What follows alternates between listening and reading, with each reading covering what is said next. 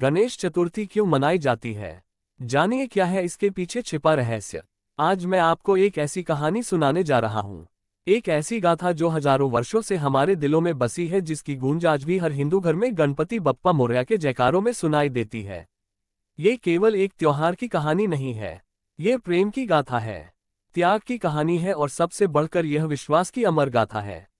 बंद कर लीजिए अपनी आंखें और कल्पना कीजिए उस समय की जब ना तो समय का कोई हिसाब था, ना ही युगों की कोई गिनती, जब ब्रह्मांड केवल एक विचार था। परमपिता परमेश्वर के मन में उस काल की बात है जब कैलाश पर्वत की बर्फीली चोटियों पर, जहां हवाओं में अभी भी दिव्यता की खुशबू तैरती है, वहां बसते थे महादेव और उनकी अर्धांगिनी जगत जननी पार्वती। नमस्कार प्यारे दर्शकों, मैं एक बार फिर आपका हार्दिक स्वागत करता हूं आपके अपने चैनल ज्ञान सागर में। दोस्तों, आज हम एक नई कहानी और एक नया वीडियो लेकर आपकी सेवा में उपस्थित हुए हैं। आज की कथा अत्यंत ज्ञानवर्धक और प्रेरणादायक है। कथा शुरू करने से पहले आपसे एक विनम्र निवेदन है। शास्त्रों में कहा गया है कि अधूरी छोड़ी गई कथा दुख और पाप का कारण बनती है, इसलिए इसे अंत तक अवश्य सुने। और अगर आप अपनी मां से सच्चा प्रेम करते हैं तो इस वीडियो को लाइक करें, हमारे चैनल को सब्सक्राइब करें और कमेंट में मां लिखकर अपना समर्थन दें। तो आइए बिना किसी विलंब के आरंभ करते हैं आज की प्रेरणादायक कथा। कैसा था वह समय जब पार्वती माता अपने सुंदर केशों को संवारती थी और शिव जी अपनी समाधि में लीन रहते थे। प्रेम था उनके बीच, लेकिन वह प्रेम जो शब्दों से कहीं गहरा था। पार्वती जी को लगता था कि कहीं कोई कमी है, कुछ अधूरा सा है इस संसार में। वो अकेली बैठती और मन ही मन सोचती, मैं जगत की माता हूँ, फिर भी मेरा अपना कोई बालक क्यों नहीं है जो मुझे माँ कहकर पुकारे, जो मेरी गोद में सिर रखकर सो जाए। उनकी आंखों में आंसू आ जाते, वो आंसू जो हर उस स्त्री की आंखों में आते हैं जो मातृत्व की प्यास लिए जीती है। शिव जी को पता था अपनी प्रिया के मन की बात, लेकिन वह जानते थे कि समय अभी नहीं आया था। ब्रह्मांड में अभी भी कुछ और रचना होनी थी, कुछ और दिव्य लीला होनी थी। एक दिन, वो कैसा दिव्य दिन था वह। पार्वती जी स्नान करने जा रही थी। उन्होंने अपने शरीर पर हल्दी का उपटन लगाया, वही हल्दी जो आज भी हमारे त्योहारों में पवित्रता का प्रतीक है। जब वो उपटन उतारने लगी तो वो मिट्टी उनके हाथों में आ गई। अचानक उनके मन में एक विचार आया, वो विचार जो हर माँ के दिल में कभी ना कभी आता है, क्यों ना मैं इस मिट्टी से अपना एक बालक बना लूं। और उन्होंने अपने कोमल हाथों से, अपने प्रेम से, अपनी ममता से उस मिट्टी को आकार देना शुरू किया। कैसे बनती गई वो मूर्ति, पहले सिर, फिर धड़, फिर हाथ पैर। पार्वती जी के चेहरे पर वो मुस्कान थी जो हर कलाकार के चेहरे पर होती है जब वो अपनी कृति को पूरा करने वाला होता है। लेकिन ये कोई साधारण कलाकृति नहीं थी, यह एक माँ का प्रेम था जो मूर्त रूप ले रहा था। लेकिन पार्वती जी के मन में संदेह आया, ये तो केवल मिट्टी है, इसमें प्राण कैसे आएंगे। और तब हुआ वो चमत्कार जिसे देखने के लिए तरस जाते हैं ऋषि मुनि। पार्वती जी ने अपनी दिव्य शक्ति से उस मूर्ति में प्राण फूंक दिए। वाह, कैसा दृश्य रहा होगा वो जब उस मिट्टी के पुतले में सांस आए, जब उसकी आंखें खुली, जब वह उठा और मां कहकर पार्वती जी के चरणों में गिर गया। पार्वती जी की खुशी का क्या ठिकाना।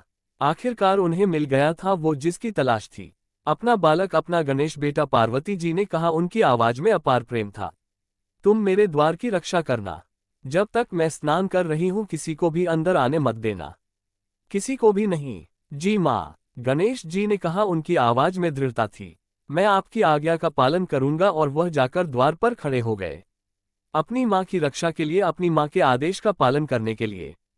कुछ समय बाद आए भगवान शिव। उनके माथे पर तिलक था, गले में रुद्राक्ष की माला और चेहरे पर वो गंभीरता जो सिर्फ महादेव के चेहरे पर हो सकती है। वो अपने घर आ रहे थे अपनी प्रिया पार्वती से मिलने, लेकिन द्वार पर खड़ा था एक बालक जिसे वो पहले कभी नहीं देखा था। कौन है तू? शिव जी ने पूछा। उनकी आवाज में आश्चर्य था लेकिन कोई क्रोध नहीं। मैं गणेश हूँ, बालक ने गर्व से कहा, माता पार्वती का पुत्र, और मैं आपको अंदर नहीं जाने दूंगा, माँ ने मना किया है। शिव जी मुस्कुराए, बेटा मैं इस घर का स्वामी हूँ, पार्वती मेरी पत्नी है, मुझे अंदर जाने दो। नहीं, गणेश जी ने दृढ़ता से कहा, माँ ने कहा है कि किसी को भी अंदर नहीं जाने देना, और मैं अपनी माँ की बात का सम्मान करूंगा। अब यहाँ था वो मोड़ जहाँ दो धर्म आमने सामने खड़े हो गए थे। एक तरफ था गणेश का धर्म, अपनी माँ की आज्ञा का पालन। दूसरी तरफ था शिव का धर्म, अपने घर में प्रवेश का अधिकार। दोनों सही थे अपनी जगह पर। गणेश सही था क्योंकि वह अपनी माँ की बात मान रहा था। शिव सही थे क्योंकि वह अपने ही घर में जा रहे थे। यही तो है जीवन का सबसे बड़ा धर्म संकट, जब दो सही चीजें आपस में टकराती हैं। अंतिम बार कह रहा हूं, शिव जी ने कहा। अब उनकी आवाज में गंभीरता आ गई थी। मुझे जाने दो, कभी नहीं। गणेश जी ने अपना गधा उठाया। जब तक मां नहीं कहती तब तक आप यहां से नहीं जा सकते। और फिर हुआ वह जो नहीं होना चाहिए था। पिता और पुत्र के बीच युद्ध शुरू हो गया। लेकिन ये कोई साधारण युद्ध नहीं था। ये था धर्म और धर्म का युद्ध, कर्तव्य और कर्तव्य का संघर्ष। गणेश लड़े वीरता से। उन्होंने शिव जी के गणों को हराया। उन्होंने इंद्र को हराया। यहां तक कि ब्रह्मा जी को भी परास्त कर दिया। वह लड़ रहे थे अपनी मां के आदेश के लिए, अपने वचन के लिए। लेकिन सामने था स्वयं महाकाल महादेव। अंतः शिव जी ने अपना त्रिशूल निकाला। क्षमा करो पुत्र, वो बोले। उनकी आवाज में दर्द था। लेकिन तुम मुझे मजबूर कर रहे हो। और एक ही वार में, एक ही क्षण में गणेश जी का सिर कट गया। वो सिर जिसे पार्वती जी ने इतने प्रेम से बनाया था, वो सिर जिसमें एक मां का पूरा प्यार था, वो धरती पर लुढ़क गया। उसी समय पार्वती जी का स्नान पूरा हुआ। वो बाहर आए तो क्या देखा? अपना प्रिय पुत्र, अपना गणेश सिरकटी अवस्था में पड़ा था। उनके मुंह से एक चीख निकली, वो चीख जो आज भी कैलाश की गुफाओं में गूंजती है। हाय मेरे बेटे, वो रो पड़ी। क्या किया है तुमने? यह मेरा पुत्र था, मेरा प्रिय गणेश। शिव जी स्तब्ध रह गए। तुम्हारा पुत्र? लेकिन ये कैसे हो सकता है पार्वती? हमारा तो कोई पुत्र नहीं है था। पार्वती जी रोते हुए बोली, था मेरा बेटा, मैंने इसे अपने हाथों से बनाया था, अपने प्रेम से बनाया था, और तुमने इसे मार डाला। शिव जी के चेहरे पर जो भाव आए वो वर्णन से परे हैं। पहले आश्चर्य, फिर समझ और अंत में गहरा पछतावा। उन्होंने अपना ही पुत्र मार दिया था। अपनी अज्ञानता में, अपने अहंकार में उन्होंने वह किया था जिसकी कभी माफी नहीं हो सकती। पार्वती, वो बोले। उनकी आवाज कांप रही थी। मुझे माफ कर दो, मुझे नहीं पता था कि यह हमारा पुत्र है। मैं इसे वापस ला दूंगा। कैसे? पार्वती जी का दर्द फूट पड़ा। कैसे लाओगे तुम मेरे बेटे को? उसका सिर तो कट गया है। मैं कोई ना कोई उपाय करूंगा। शिव जी ने कहा, मैं गरुड़ को भेजूंगा। वे जाकर किसी का सिर ले आएंगे। लेकिन कैसे सिर? पार्वती जी ने पूछा। ऐसी मां का सिर जो अपने बच्चे से मुंह फेर कर सोई हो, क्योंकि तभी हम बिना पाप के किसी निर्दोष का सिर ले सकते हैं। गरुड़ जी उड़े। वो उड़े पूरे ब्रह्मांड में, वन से वन, पर्वत से पर्वत, नगर से नगर। लेकिन कहीं भी उन्हें ऐसी मां नहीं मिली जो अपने बच्चे से मुंह फेर कर सोई हो। हर मां अपने बच्चे की तरफ मुंह करके सोती थी, चाहे वह इंसान हो या पशु पक्षी। यही तो है मातृत्व की महानता। एक मां कभी अपने बच्चे से मुंह नहीं फेरती। उसकी आंखें हमेशा अपने बच्चे पर रहती है, चाहे वह जाग रही हो या सो रही हो। अंतः गरुड़ जी को एक हथनी दिखाई दी। प्रकृति का नियम है कि हाथी अपने बच्चे से मुंह फेर कर सोता है, क्योंकि उसके शरीर की बनावट ऐसी है। गरुड़ जी ने उस हाथी के बच्चे का सिर काटा और ले आए। यही मिला है। गरुड़ जी ने कहा, पूरे ब्रह्मांड में कोई मां अपने बच्चे से मुंह फेर कर नहीं सो रही थी। शिव जी ने उस हाथी के सिर को गणेश के धड़ से जोड़ा, और फिर हुआ एक और चमत्कार। उन्होंने अपनी दिव्य शक्ति से गणेश जी में प्राण फूंके। गणेश जी की आंखें खुली, लेकिन अब उनका चेहरा अलग था। हाथी का मुंह, लेकिन आंखों में वही प्रेम, वही भक्ति। वो उठे और सबसे पहले अपनी मां के चरण छुए। मां, वो बोले, आपका गणेश वापस आ गया। पार्वती जी की खुशी का क्या ठिकाना। वो अपने बेटे को गले लगाकर रो पड़ी। मेरे बेटे, तुम वापस आ गए, लेकिन तुम्हारा चेहरा। चिंता मत करो मां। गणेश जी मुस्कुराए। मैं वही हूँ, आपका प्रिय गणेश। बस अब मैं और भी खूबसूरत हो गया हूँ। हाथी की सूंड वाले को कोई क्यों ना चाहेगा। शिव जी आगे आए। वो अभी भी अपराध बोध से भरे थे। पुत्र, वो बोले, मुझसे गलती हुई है। मैं तुम्हें सभी देवताओं से पहले पूजा जाने का वरदान देता हूँ। आज से तुम विघ्नहर्ता कहलाओगे। हर शुभ काम से पहले तुम्हारी पूजा होगी, और मैं तुम्हें गणपति की उपाधि देता हूँ। शिव जी ने आगे कहा, तुम मेरे सभी गणों के स्वामी होगे।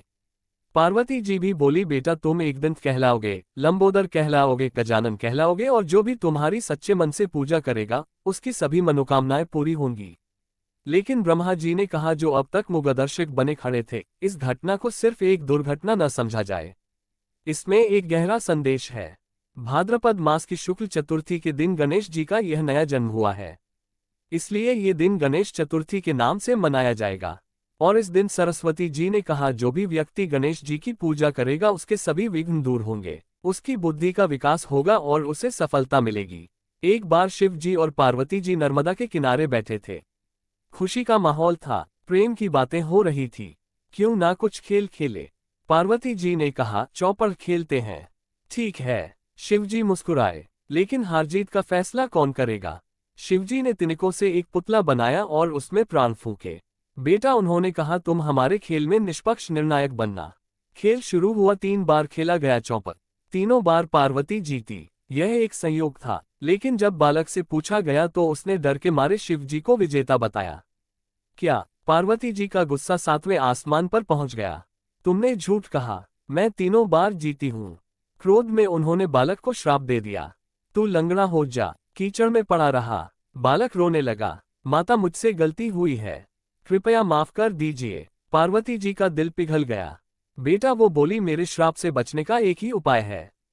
गणेश व्रत करो। 21 दिन तक लगातार गणेश जी की पूजा करो, उससे तुम्हारा कल्याण होगा। बालक ने वैसा ही किया।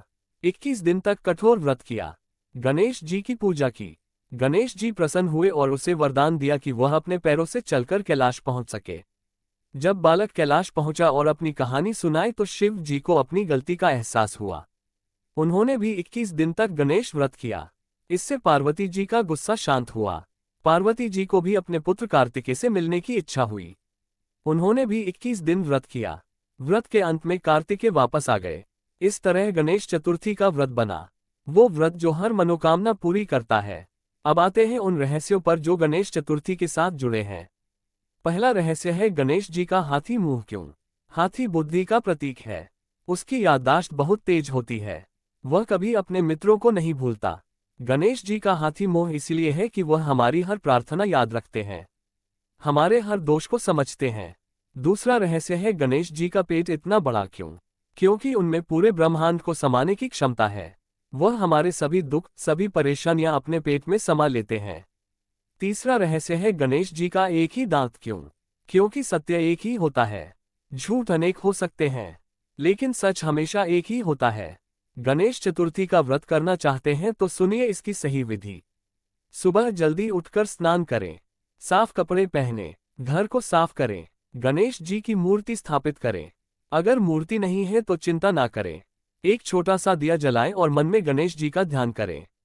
उन्हें दूर्वा अर्पित करें। दूर्वा क्यों? क्योंकि यह घास कभी नहीं मरती, हमेशा हरी रहती है। यह अमरता का प्रतीक है। मोदक या लड्डू का भोग लगाएं। गणेश जी को मिठाइयाँ बहुत प्रिय है, लेकिन अगर मिठाई नहीं है तो कोई बात नहीं, जो भी आपके घर में है प्रेम से अर्पित करें।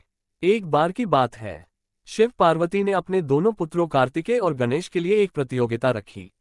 जो भी पहले पूरी पृथ्वी की परिक्रमा करके आएगा उसे एक विशेष फल मिलेगा। कार्तिकेय तुरंत अपने मयूर पर बैठकर उड़ गए। वह तेज थे, फुर्तीले थे, पूरी पृथ्वी की परिक्रमा करने निकले। गणेश जी सोच में पड़ गए। उनका वाहन था चूहा। चूहे से कैसे इतनी जल्दी पृथ्वी की परिक्रमा हो सकती है? अचानक उनके मन में एक विचार आया।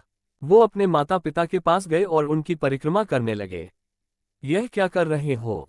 शिव जी ने पूछा। मैं पृथ्वी की परिक्रमा कर रहा हूँ। गणेश जी मुस्कुराए। आप दोनों ही तो मेरे लिए संपूर्ण संसार है। आपकी परिक्रमा ही पूरे ब्रह्मांड की परिक्रमा है। शिव पार्वती प्रसन्न हो गए। गणेश जी की बुद्धिमत्ता देखकर वे गदगद हो गए। जब कार्तिकेय वापस लौटे तो देखा कि गणेश जी पहले से ही विजय घोषित हो चुके थे। एक बार महर्षि व्यास ने गणेश जी से महाभारत लिखने को कहा, लेकिन शर्त यह है। व्यास जी ने कहा कि मैं जो भी बोलूं आप बिना रुके लिखते रहें।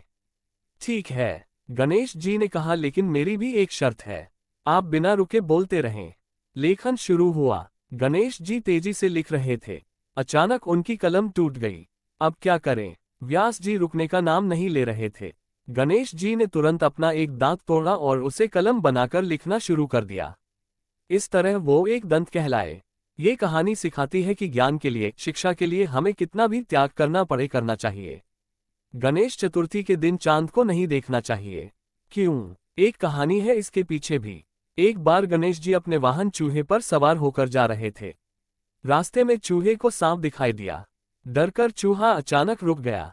गणेश जी गिर गए और उनका पेट फट गया। उन्होंने अपने पेट को बांधा और उस सांप को अपनी कमर में लपेट लिया। ये देखकर चांद हंसने लगा।